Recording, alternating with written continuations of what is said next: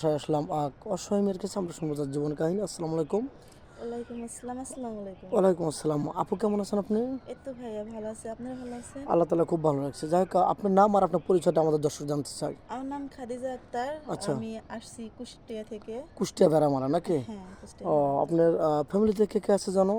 আমার ফ্যামিলিতে হচ্ছে গিয়ে আমার বাবা আছে, আপন মা নিয়ে একটা সৎ মা আছে আর ছোট্ট একটা ভাই আছে সৎ ও, ভাই। সৎমা আচরণ কিরকম করে আপনার সাথে?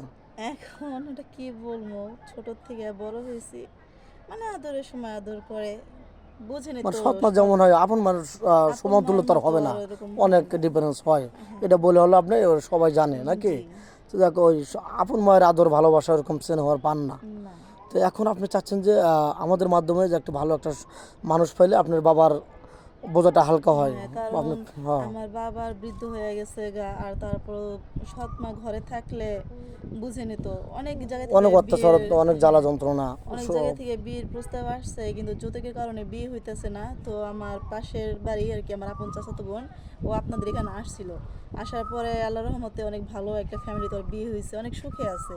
পরে হচ্ছে গিয়া মানে ওরে নিয়ে আমার বাবার সাথে বসে আর কি কথা বলে পরে আপনাদের এখানে আসছি। এখন আমার যদি ভাগ্যে থাকে একটা বিয়ে, নসিবে থাকলে হবে নাকি? নসিবে থাকলে ও, হবে। যাক, আপনি আপনার বয়স যেহেতু কত বলছিলেন, 21 বছর নাকি? হ্যাঁ, আমার বয়স 21 বছর। 21 বছর। আপনি কত বছর বয়স হলে মেচুর হবে মনে করেন?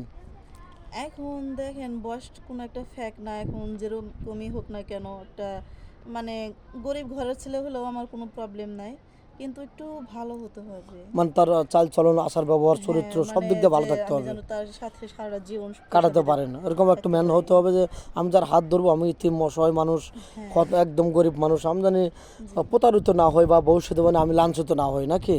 জি। একটু ভালো মনের সঙ্গ পাইলে পারে, মানুষ পাইলে পারে, তার বয়সটা বেশি হোক কিন্তু তার মনটা ভালো হতে হবে, এই তো। হুম, হুম। আচ্ছা, এমন প্রবাসী ভাই আছে তার ওই টাকা পয়সা মেরে দিয়ে তার একটা বেবি থেকে চলে গেছে, এরকম ম্যান হলে চলবে কি আপনার? হ্যাঁ, আমার এরকম হলেও চলবে। ধরেন যে কারো বউ মারা গেছে গা, কিংবা বউ বাচ্চা-কাচ্চা রেখে চলে চলে গেছে, গেছে। এরকম হলেও কোনো সমস্যা হবে না। কারণ মানে যাদের বউ চলে যায় আমি শুনছি তারা বলে মানে দ্বিতীয় বউকে অনেকটাই ভালোবাসে।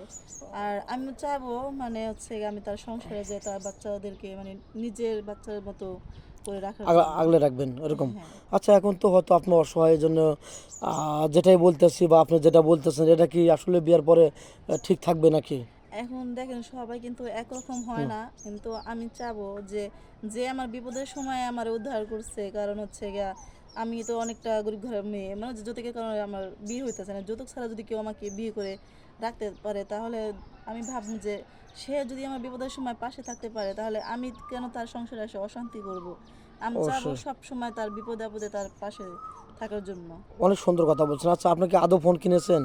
না ভাইয়া, আমার মানে আমার ফ্যামিলি কেউই ফোন চালায় না, আর আচ্ছা, আমার বুঝতে ফোন পারছি। কেনা হয়। তো যাই হোক, মেয়েটা কোনো ফোন নেই, অনেক কথা বলে ফেললাম। তো যাই হোক, আমাদের নাম্বার দেওয়া থাকবে, ইউটিউব চ্যানেল কর্তৃপক্ষের নাম্বার দেওয়া থাকবে, ইমো হোয়াটসঅ্যাপ থাকবে, কেউ ভিডিও কল দেবেন না, ভিডিও কল দিলে ব্লক করতে বাধ্য হবো। ভালো থাকবেন, সুস্থ থাকবেন, চ্যানেল কর্তৃপক্ষ থেকে এই দোয়া করি। আল্লাহ হাফেজ।